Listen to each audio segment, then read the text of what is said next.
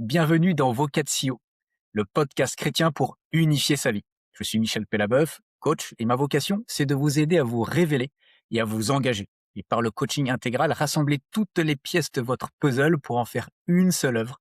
Famille, travail, santé et vie intérieure. Que vous traversiez une période d'élan ou une tempête personnelle, ici, on s'arrête, on respire et on cherche comment vivre une foi vivante et incarnée. Parce que c'est en se révélant que l'on peut enfin s'engager vraiment. Bienvenue dans Vocatio. Aujourd'hui, j'ai le grand plaisir d'accueillir Jean-Guilhem Xeri. Bonjour Michel, bonjour à tous. Merci d'être là. C'est aussi un honneur, une fierté. Je vais te laisser te présenter avant de dévoiler ce qui nous a amené à échanger sur ces sujets qui touchent ce que j'appelle le coaching intégral et qui doivent nous aider à unifier nos vies. Oui, donc moi je suis, biologiste médical, psychanalyste, coach, superviseur et auteur de livres sur la vie intérieure. Donc je passe le plus clair de mon temps à accompagner des personnes ou des groupes ou des communautés et notamment qui se posent la question de leur unité et de leur équilibre. Donc voilà, donc le sujet me parle. Et oui, et oui, moi je me souviens que je t'ai découvert en fait en lisant un de tes livres. Prenez soin de votre âme. Et c'est arrivé à un moment où, après tout un passage un peu de désert, vraiment de désert, parce que c'est un peu le chemin habituel quand on vit une crise et qu'on semble exploser en vol, ce qui m'était arrivé, d'une vallée de larmes et de ravin de la mort, pour reprendre les expressions bibliques, mais qui sont très parlantes de ce qu'on peut vivre émotionnellement, psychologiquement et spirituellement. Et ton livre m'avait fait énormément de bien, parce qu'à ce moment-là, euh, peur un peu de moi-même et de pas savoir comment intégrer mon passé, notamment de prêtre en exercice et donc j'avais quitté l'État tout en voulant demeurer dans un attachement à Jésus dans la foi. Je ne savais pas comment faire ni qui je pouvais devenir. Et ton livre est arrivé à un moment où je me reconnectais un petit peu à moi-même et je découvrais des aspects, disons, de méditation qui m'aidaient dans mon humanité à retrouver un instant présent et une vie intérieure. Et j'ai découvert en fait que tout ce que j'étais allé chercher par ailleurs, dans des aspirations peut-être plus orientalisantes, même si elles étaient présentées de manière inconfessionnelle, finalement étaient dans le trésor des pères de l'Église, de ces premiers grands chrétiens de la foi, qui héritaient de la sagesse biblique et qui vivaient cette doctrine catholique dont nous sommes les héritiers. Et donc, c'est génial que tu te sois finalement spécialisé là-dedans, parce que je constate aujourd'hui, comme ce que j'ai vécu, que, enfin, les gens qui arrivent à moi en général sont fragmentés. Euh, Ces pièces du puzzle de leur vie sont éparpillées et c'est toujours compliqué de savoir par où commencer. J'aimerais avoir ton avis d'expert là-dessus. Quelle est la meilleure manière, la meilleure porte d'entrée? De quoi il faut se saisir pour commencer à se réconcilier avec soi-même et à refaire cette unité? Ça me parle beaucoup ce que tu dis et tu as mentionné, ceux qui sont, pour moi vraiment les plus grands inspirateurs, qui sont les pères du désert, hein. Tu en as parlé, ce sont ces hommes et ces femmes, hein, qui à partir du Oui, 4e siècle, dans l'actuelle, Syrie, Palestine, enfin dans ces régions-là, sont partis dans le désert pour inventer une vie à l'époque complètement nouvelle. Alors, dans la perspective de la foi, on dirait ils ont répondu à cet appel de l'Esprit Saint, dans une ouais, perspective, qui n'est pas une perspective de foi, bah, on va dire, bah, ils ont vécu quelque chose d'une forme de radicalité de vie dans le dénuement et dans le vivre de l'essentiel, hein. Et en fait, c'est eux qui ont, de mon point de vue, amené 2 révolutions dans l'Église, mais au-delà. Ils ont inventé, le monachisme, dans la tradition chrétienne, c'est la vie des moines et tous les moines aujourd'hui et moniales, encore aujourd'hui au XXIe siècle en fait, dans la tradition chrétienne, voilà, sont issus de ce mode de vie que les pères et mères du désert ont inventé. Et puis la deuxième révolution et qui vient là, je crois alimenter vraiment notre réflexion ensemble, c'est que, ils ont, vraiment, inventé une médecine de l'âme. Une médecine de l'âme. Ils étaient à la fois des thérapeutes, des sages et des accompagnateurs spirituels. Pour prendre des mots d'aujourd'hui, évidemment, à l'époque, au 4e ou oui, 8e siècle, on n'employait pas ces mots, mais si on veut rendre tout ça actuel, ils étaient, voilà, des thérapeutes, voilà, il soignait j'allais dire, enfin, en tout cas, tout ce qui la voie qu'il proposait, était bonne pour la vie psychique. Ils étaient des sages, il y a une espèce de philosophie, sagesse de vie et c'était des accompagnateurs spirituels au sens où ils étaient capables de montrer que cette voie, VOIE, qu'ils proposaient, Ouais, pouvait, conduire vers Dieu. Donc ils avaient un peu ces 3 casquettes. Alors aujourd'hui, ça peut paraître curieux parce qu'on dit: «Faut pas mélanger les registres, le spirituel, le psychologique», ce qui est tout à fait. fondamentalement vrai, bien sûr. Et on parle de c'était il y a 20 siècles et évidemment, j'allais dire les doctrines, les représentations, enfin et cetera n'étaient pas les mêmes. Et donc, ce qui nous intéresse là par rapport à la question, que tu nous proposes, hein, qui est cette unité de vie, alors qu'on peut être éclaté en 1000 morceaux, bah, ils amènent de l'unité parce que c'était vraiment des médecins de l'âme, voilà. Donc je pose ça là, parce que, pour inviter chacun à se tourner vers leur patrimoine, parce que c'était des Ouais, experts de la vie c'est vrai. intérieure, comme vraiment on en trouve rarement. Je dis rarement, je dis pas que c'est les seuls, j'en fais pas des absolus. Simplement, il y a un patrimoine de vie qui fait que, dont l'efficacité, à mon point de vue, la pertinence, fait que ça n'était pas des intellectuels, c'était des praticiens. C'est-à-dire que, au fond, ils sont assez dans le désert et le désert a été un peu leur laboratoire de la vie intérieure. Et que tout ce qu'ils Ouais, proposent, tout ce qu'ils disent, tout ce qu'ils exposent, ils l'ont vécu. Ils l'ont vécu dans leur chair, dans leur psychisme, dans leurs pensées, dans leurs fantasmes, dans leurs péchés, dans leur joie, dans leur épanouissement, dans leur unité de vie. Mais ils l'ont vécu aussi comme accompagnateurs dans tout ce qu'ils ont pu observer chez leurs disciples, chez les gens, voilà, qui venaient les voir et qu'ils ont pu accompagner, voire former, hein. Donc il y a quelque chose de fondamentalement expérientiel dans ce que nous proposent les pairs. Voilà, donc ça c'est pour, pardon d'être peut-être un peu insistant, mais ça me paraît essentiel, Michel, pour bien souligner la crédibilité, l'épaisseur humaine de, ce que la voie, cette médecine de l'âme que nous proposent les pairs. Alors maintenant peut-être, heu, comment faire? Bah, évidemment, j'allais dire, c'est d'abord l'affaire d'une vie. Parce qu'on est dans quelque ouais, chose, on parle de médecine de l'âme. Donc on est sur quelque chose, faut pas se tromper, on est sur quelque chose qui va, toucher notre vie psychique, mais aussi potentiellement notre vie spirituelle et toutes les dimensions existentielles. J'aime bien quand tu disais, bah, il y a un enjeu de santé, de famille, de travail, enfin ainsi de suite. C'est toute notre vie. Donc on n'est pas sur, bah, tiens, je vais vous expliquer là avec 3 tips, et puis, et que voilà, comme on peut le voir, l'entendre et cetera, que ça y est, c'est on est dans quelque chose d'infiniment plus profond. J'ai envie de dire, que la question que tu poses, moi elle me parle beaucoup parce que au fond, elle appelle une ambition, mais une ambition au sens une ambition de déploiement intérieur, une ambition de fécondité, une ouais, ambition d'unité intérieure et ça, c'est l'affaire d'une vie. Voilà et pour entrer dans cette voie VOIE, bah, il y a des jalons et ce sont ces jalons que nous donnent les pairs. Alors, il y en a plusieurs. Je commencerai par, peut-être, si tu veux bien Michel, un peu ce que moi j'appelle le trépied de l'équilibre intérieur. Trépied, en disant ça, beh, je dis qu'il y a d'autres choses autour, hein, et on verra si le temps nous permet de les évoquer, sinon voilà, pourrais les trouver dans mes livres, sur les pères du désert et leur actualité, mais le le trépied, pour eux, qui est absolument essentiel, sur lequel repose notre équilibre et notre unité intérieure. On va voir lesquels, quels sont ces 3 pieds, mais vous voyez l'image du trépied pour moi est essentielle parce que au travers de cette image, je veux dire qu'il y a besoin des 3. Le problème du trépied, c'est que si un pied vient à manquer, pof, tout tombe. Donc les pieds s'équilibrent entre eux, il y a besoin des 3 pour justement que je sois à peu près équilibré. La 2e caractéristique du trépied, c'est que le trépied, bah, à certains moments, il repose un petit peu plus, voilà, sur un pied, puis à d'autres moments un peu plus sur un autre pied, à d'autres moments sur un autre, voilà. Donc il y a toujours les 3 posés au sol, donc vécus, qui doivent m'habiter et en même temps, voilà, je vis pas forcément les 3 pieds à égalité tout le temps et cetera. Donc c'est quoi ces 3 pieds que nous proposent les pairs? C'est la sobriété, le souci de l'autre, l'ouverture à l'autre et l'enracinement intérieur. Ça, c'est vraiment la base pour soit entretenir, soit retrouver de l'unité intérieure. Voilà.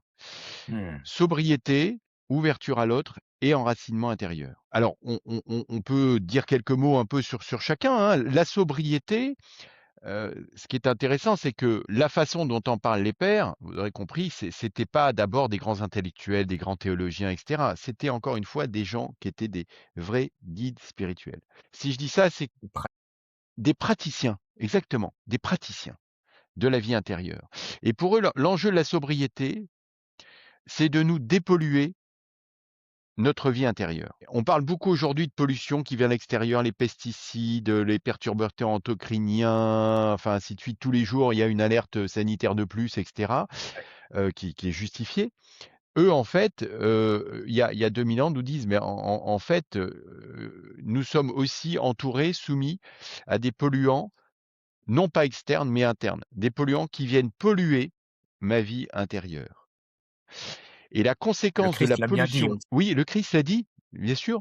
Quand il appelle justement aux jeunes, en fait, le but du jeûne, c'est ça, hein, c'est de nous dépolluer. La conséquence de cette pollution intérieure, elle va être à la fois psychologique et spirituelle. Et la conséquence justement de cette pollution intérieure psychologiquement, bah, si on prend comme polluant un polluant majeur aujourd'hui qui est notamment le numérique, les Ouais, notifications, la disponibilité permanente, le ASAP comme on dit, hein, les SMS, voilà, quand on scrolle les écrans, tout ça, et cetera. Eh bien la conséquence, psychologiquement et physiquement, maintenant plus personne ne peut le contester. Voilà. Sur la prise de poids, sur la sédentarité, sur les troubles cognitifs, sur l'instabilité émotionnelle, enfin je ouais. détaille pas, maintenant on le sait, même si ça me fait sourire puisque finalement quand on disait ça il y a 10 ans, on se faisait totalement insulter et on se prenait, comme moi je me suis déjà pris: «Ah ben c'est ça, tu veux revenir à l'époque du Moyen Âge avant Gutenberg». Bon voilà, Mmh. on en était il y a 10 ans. Aujourd'hui, fort heureusement, les mêmes expliquent que, ah ben tiens, c'est dangereux le numérique. Bon, mais c'est un exemple du numérique Ouais, excessif tu avec parles les bien. conséquences sur le psychisme. Mais ça a des conséquences aussi sur notre vie spirituelle que je formulerai en termes de présence. Le propre de la vie spirituelle, vous voyez, je suis pas dans le spirituel religieux là, hein, tu vois? Dans le Oui, c'est ça, c'est spirituel intéressant profond, d'avoir ta définition de la spiritualité. qui va me donner du souffle, ce qui va m'inspirer, ce qui va me donner du souffle, hein. Quand on est crevé, quand on est en 1000 morceaux, quand on fait un burn-out, on dit: «J'ai plus de souffle» et on s'affaisse. La vie, c'est une Et question on de est souffle. essoufflé. Ben oui, voilà. J'en peux plus. La vie, elle est pneumatique, au sens grec du terme, le pneuma, Mmh. le souffle, Ouais. hein. C'est ça le quand je parle de vie spirituelle, je parle de quelque chose de cet ordre-là, hein. C'est pas le sens au sens intellectuel du terme. C'est ce qui fait que je suis vivant, ce qui me rend vivant, ce qui me déploie. Et pour que je me déploie, je dois alors laisser se déployer en moi ce souffle qui m'habite et qui est universel dans toutes les créatures. Voilà. C'est ça, c'est le vie spirituelle dont je parle là. C'est pas une définition académique, c'est une définition là aussi expérientielle. Voilà. Et donc, Mais justement, la, c'est ça qui la est vie intéressant. spirituelle est un enjeu de présence à soi, Mmh. de présence aux autres, de présence à ce que je vis, de présence au cosmos, de présence à Dieu, si il est, j'allais dire, dans ma vision du monde, voilà, et au fond, de présence à ce souffle qui m'habite. Et évidemment, tous les polluants extérieurs qui viennent habiter ma vie intérieure, voilà, le numérique, voilà, on verra lesquels tout à l'heure, en fait, viennent altérer ma qualité de présence. Et en fait, je ne suis plus présent ni aux autres, on peut se l'entendre, gentiment rappelé par notre conjoint ou par nos enfants qui disent: «De toute façon, tu me parles que est-ce que tu Tout à m'écoutes quand fait. je te parle?» Enfin bon, et cetera. Enfin, je pense que ça évoquera peut-être ce genre de choses, voilà, aux uns et aux autres, mais ou à des frères ou des sœurs en communauté, voilà. Mais on peut, être présent avec le corps, mais absent en réalité à ce que je fais. Je suis en réunion de travail, en rendez-vous et puis voilà, puis en fait, mes pensées m'amènent ailleurs. Donc je suis là, mais en fait, je suis absent. Voilà. Ouais. Pareil que dans ma relation à Dieu, pareil dans, au fond, ma présence à moi-même. Et évidemment, le souci, il peut être parfois tragique quand à un moment donné, en fait, j'ai passé ma vie à côté de moi-même et je me retrouve quelques années plus tard avec ce sentiment de: «Je suis passé à côté de ma vie». Cette formulation, moi, dans mon expérience de psy, quand cette formulation de «je suis passé à côté de ma vie», généralement, elle est dite par des personnes qui justement ont été absents de leur vie, parce qu'ils étaient ailleurs. Ils étaient ailleurs Ouais, parce bien qu'ils sûr. étaient suroccupés, ils étaient ailleurs parce qu'ils étaient perdus dans leurs pensées, ils étaient perdus dans leurs fantasmes. Ça, c'est le côté psychologique, mais on peut être ailleurs parce que spirituellement, on est ailleurs. Donc, pour dire que Tout à fait. la sobriété, elle est là pour nous, elle est une œuvre de dépollution de ce qui va altérer ma vie psychique, mais encore plus profondément, ma vie spirituelle, c'est-à-dire ma qualité de présence à ce qu'il m'est donné de vivre. Et pour terminer sur la sobriété, c'est quoi ces polluants? Bien sûr, j'ai mentionné en premier parce qu'aujourd'hui c'est vraiment ça. C'est bien sûr c'est le numérique. Alors qu'on ne dise pas je suis contre le numérique, blabla. Enfin, on sait bien que on est totalement envahi, on est totalement vassalisé par le numérique. Donc c'est comment je remets quelque chose, je fais du numérique réellement un outil et donc je mets des limites, soit de temps, soit d'espace, mais c'est la disponibilité intérieure, c'est l'hyperactivité, c'est les objectifs de performance, mais ça peut être aussi mes pensées. Père, évidemment, les pères du désert disaient que les premiers et les plus puissants des polluants, c'était moi-même, au sens mes pensées. Alors mes pensées, ça va être mes rationalisations, mes ruminations, la façon dont le petit vélo dans la tête, quoi. Alors qu'il peut être pour me dire que je suis le meilleur du monde ou au contraire je suis le plus nul. Faut pas s'imaginer qu'un est plus vertueux que l'autre, hein. C'est pas parce que je me dis que je suis le plus nul et que je vais tout Mmh. rater que je suis humble et que c'est vertueux. Pas du tout. C'est une pensée dans laquelle je suis enfermé et qui là aussi fait que je serai d'autant moins présent à à ce qui m'est donné de vivre. Et puis il y a une troisième catégorie de polluants, voilà, on va dire, le numérique, le matériel, les pensées et puis, l'hyperactivité, les projets, les choses formidables. Moi, je dis jamais non parce qu'il faut s'engager, puis parce qu'il faut dire oui et quand il faut dire oui, il faut pas dire non et puis en fait, à ce rythme-là, à long terme, on va s'épuiser, mais à court terme, en fait, en réalité, on n'est jamais présent. Et donc la sobriété, elle est là pour nous aider à nous dépolluer de ça. Et c'est pour ça que les pères commencent par ça et que le Christ, hein, tu le dis très bien, dit bien voilà, il y a des démons dont on alors démons encore une fois, il faut l'entendre à l'heure d'aujourd'hui, dont on ne peut pas se défaire si ce n'est par la sobriété ou le Christ disait par le jeûne. Voilà, il y a des choses, La il n'y a que prière. le jeûne et là, voilà, exactement. Donc ça, c'est la sobriété, premier pied du C'est ça et trépied. ça ouvre sur le souci de l'autre, le deuxième Exactement, pilier. deuxième pied du trépied, en effet, qui est l'ouverture à l'autre. Et ça, les pères disent, c'est très intéressant parce qu'on se rend pas compte qu'aujourd'hui, au XXIe siècle, on est dans un tout est vu sous l'angle moral. Voilà.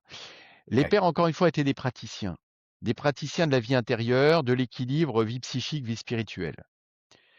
Heu et l'enjeu de l'équilibre vie psychique, vie spirituelle, c'est la liberté, c'est pas le moralisme. Pourquoi je dis ça?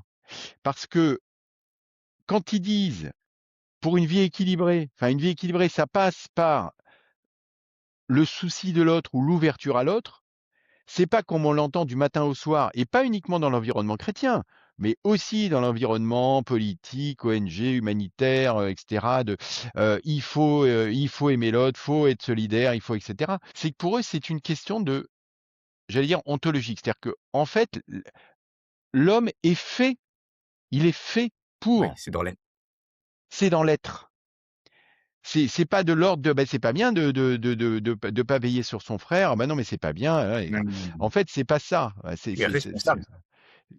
Bah, oui, c'est quelque chose de ce que je suis, de l'être, comme tu le dis très bien, Michel. Dans notre être, à tous, il y a quelque chose qui fait que pour bien fonctionner, j'allais dire, pour m'épanouir, pour m'ouvrir, voilà, pour me déployer, j'ai à m'ouvrir à l'autre. Voilà. Et pour ça, les pères avaient des phrases très fortes, hein. Ils disaient, voilà, il y a, inscrit dans le cœur de l'homme, vous voyez, c'est fort, inscrit dans le cœur de l'homme, heu, un germe originel qui est la bonté. Alors on va dire, alors déjà c'est très fort, mais après on va dire: «Ouais, enfin il vivait dans le monde de oui, oui, si l'homme était bon, ça se saurait». Ils disent bien un germe. Le propre du germe, c'est que en fait, il peut se développer ou pas. Et ça renvoie à quelque chose de l'ordre, bah, de la liberté, des choix que je fais. Et est-ce que, finalement, j'oriente un peu ma vie, alors avec mes qualités, mes défauts, mes limites, mes talents, en gros vers un truc où je me regarde le nombril et je pense à moi et je reste sur mon canapé, Ouais voilà. Ou est-ce et le que risque avec mes et le risque limites, pour moi, c'est aussi. Vas-y, vas-y, Michel. Et le risque en fait d'avoir tellement le souci de soi comme ça, c'est qu'on va se fatiguer de soi. Oui, on risque de s'ennuyer assez rapidement, même s'il y en a qui, finalement, sont très très heureux Le de se désir. regarder le nombril du matin au Ouais, soir. Je taquine un peu, hein, et ce sont les 2 risques, en fait, que nous disons l'un et l'autre. Au fond, effectivement, de se lasser et de se fatiguer et évidemment de ne trouver aucune nourriture, aucune saveur, aucun souffle, aucun souffle.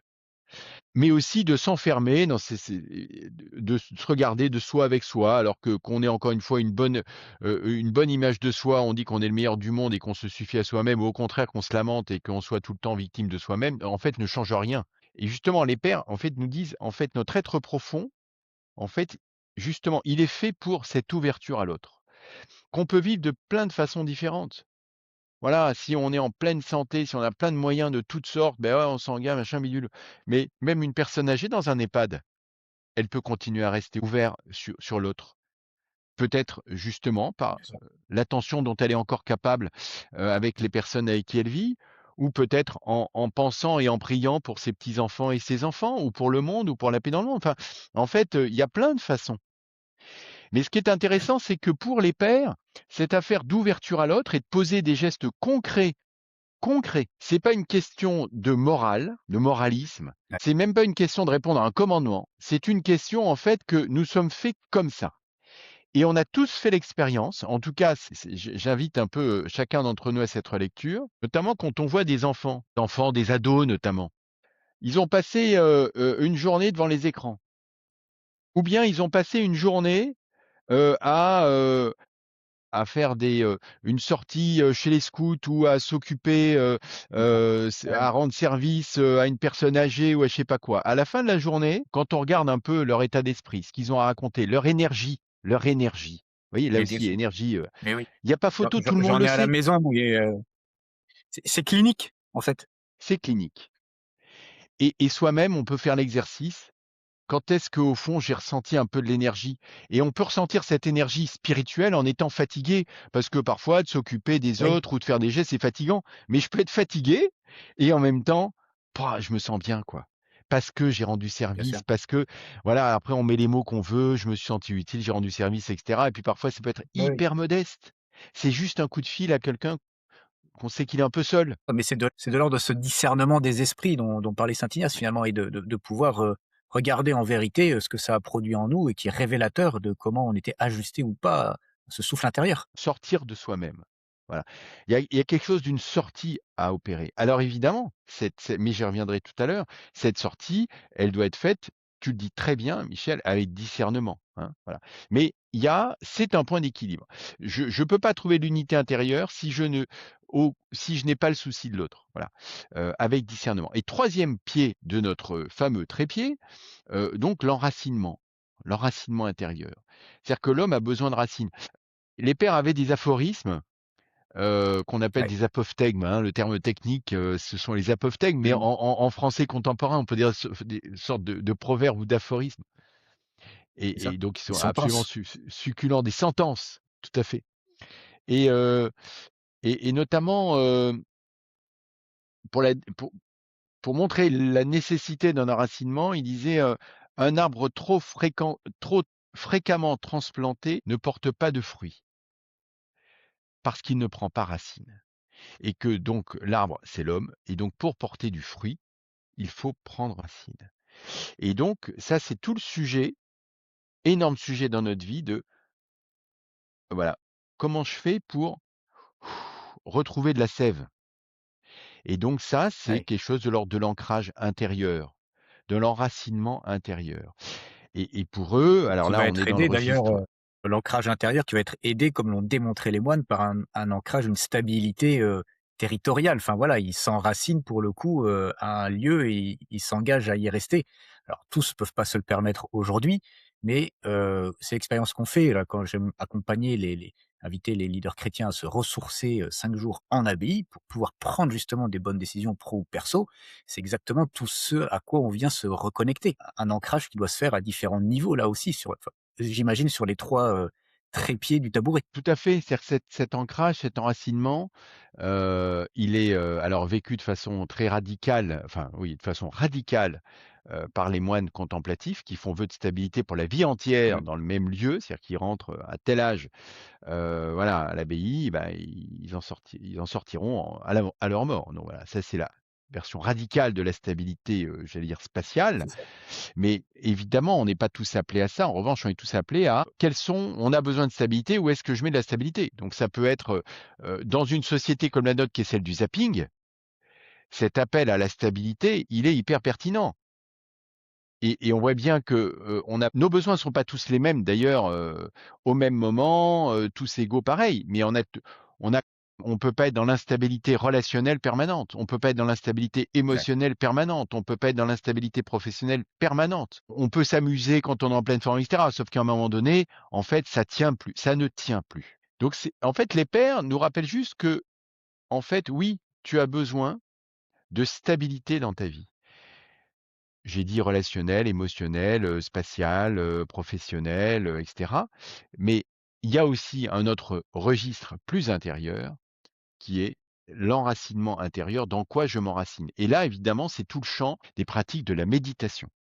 De la Ouais. méditation comme Ça, c'est passionnant. lieu fondamental d'enracinement et d'ancrage. Et il y avait parmi, bah, donc les prêtres, hein, les pères du désert, dont je me prends, qui n'étaient pas prêtres, hein, pour la plupart, et pour les pères du désert, il y en avait un fameux qui s'appelait Abba Arsène. Abba Arsène qui avait la réputation d'être un formateur incroyable, et donc on venait le voir, les disciples disaient: «Bah, apprends-moi à méditer», et donc sa réponse, enfin ce qui est devenu un apophthegme, c'est, «Assieds-toi, fais silence, apaise tes pensées. Assieds-toi, fais silence, apaise tes pensées», et ça, c'est vraiment le conseil, la sentence de l'ancrage. Tu t'assieds, tu arrêtes de t'agiter. Voilà. Si c'est 2 minutes, c'est 2 minutes par jour. En fait, peu importe, on n'a pas la même vie, on n'a pas les Ouais, mêmes caractères, on n'a pas les mêmes blessures, on n'a pas c'est 1 minute, c'est 1 minute. En exact. fait, c'est le geste qui, pour le coup, est puissant. C'est pas la durée, c'est le Oui, il va geste, déclencher quelque chose. bien sûr. Donc Mmh. assieds-toi, Mmh. voilà, assieds-toi, arrête de t'agiter. L'arbre, fais silence. Voilà. Parce que c'est le silence, c'est un peu là, les choses peuvent se déposer, et le silence ressource, le silence nourrit. Apaise tes pensées, laisse tes pensées de côté. Voilà. Échappe-toi un peu de cette pression des pensées, qui peuvent être d'ailleurs, vertueuses, hein. Je me fais du souci pour mes enfants, pour mon conjoint, en fait, Ouais, oui. 1 minute, laisse-les, laisse-les, laisse-les vivre leur vie. Mais toi, vis la tienne. Remets-toi dans la présence, à toi et à ce souffle qui t'habite. Peut-être dernière chose sur ce trépied, c'est que, donc je le redis parce que c'est essentiel pour les pères, ça c'est la base pour tout le monde à n'importe quel moment de notre vie. Mais évidemment, selon justement l'état de vie, peut-être l'état de santé, peut-être la maladie, peut-être le deuil, ou au contraire le mariage, au contraire les enfants qui arrivent, ou peut-être je sais pas quoi, on va pas vivre avec la même intensité qui l'ouverture aux autres, qui, l'ancrage, qui, la sobriété, en fait. Mais par contre, savoir qu'on a besoin des 3. Et le dernier point qui me paraît absolument essentiel, c'est que pourquoi a-t-on besoin des 3? Parce que les 3 s'équilibrent. Je ne suis que dans la sobriété.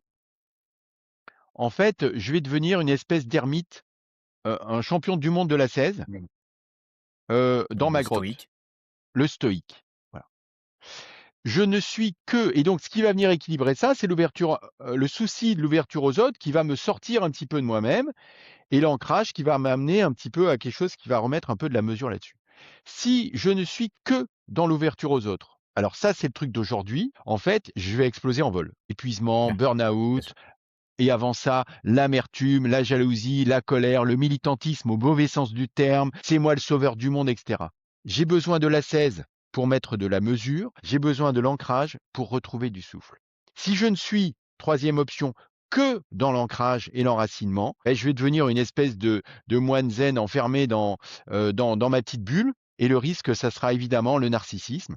Et j'ai besoin justement de l'ascèse pour remettre de la mesure et de l'ouverture aux autres pour m'ouvrir un peu, me sortir de moi-même. Donc ça, c'est absolument essentiel que de Ouais, vivre les 3 piliers fondamentaux, parce qu'ils s'équilibrent les uns les autres, et en gros les 2 autres, permettent à chaque pilier de donner vraiment sa fécondité et d'apporter le meilleur pour nous-mêmes. Merci, Jean-Guilhem, c'est fabuleux, c'est extrêmement clair. Non, alors l'avantage, c'est qu'on pourra revenir sur ce podcast et le réécouter et intégrer tout ce que tu nous as dit et quitte à prendre des notes tellement c'est dense.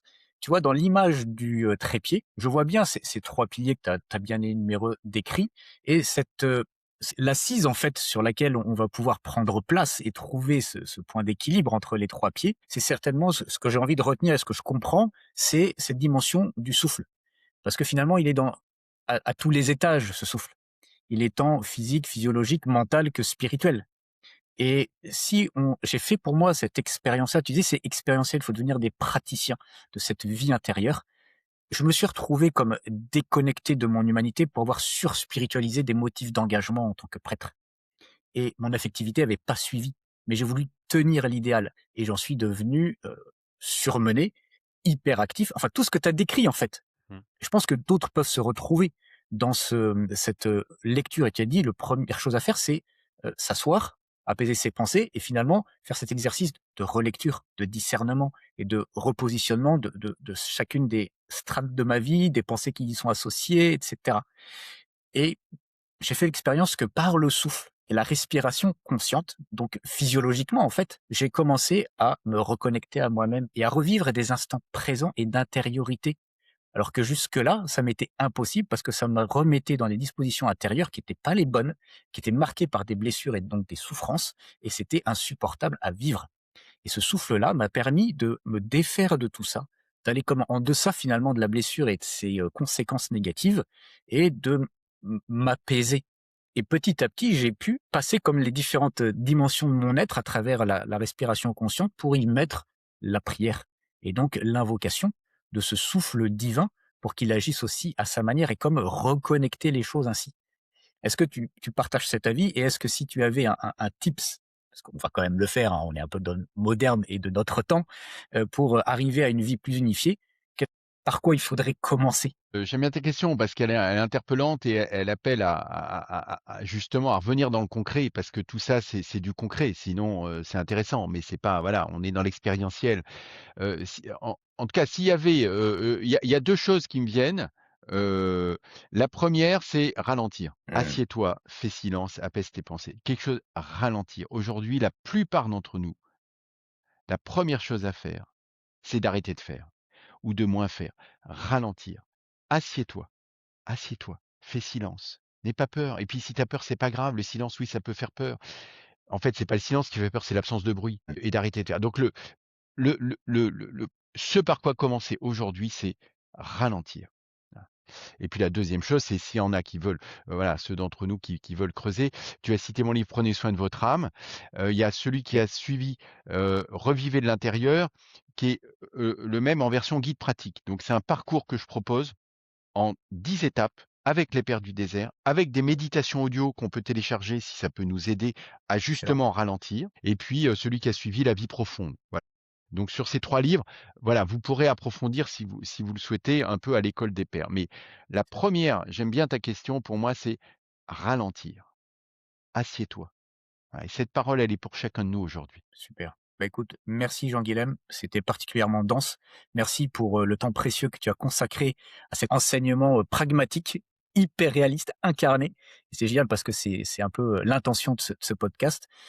Et donc à nos auditeurs, soit qui te découvrent ou qui te connaissent, j'espère qu'ils peuvent approfondir toutes ces questions essentielles, qu'ils le disent, qu'ils commentent, qu'ils likent, qu'ils s'abonnent, enfin tout ça, qu'ils partagent, et qui donnent un peu de visibilité à ces propos qui sont en fait salvateurs, hein, on va le dire comme ça, parce qu'ils peuvent, aider vraiment et à réorienter des vies et les unifier. Merci beaucoup, Jean-Guilhem, c'était vraiment passionnant et j'espère que les commentaires le diront. Merci Michel, merci à tous de votre attention. Bonne route avec les pères du désert. À bientôt. Merci infiniment. Au revoir Jean-Guilhem.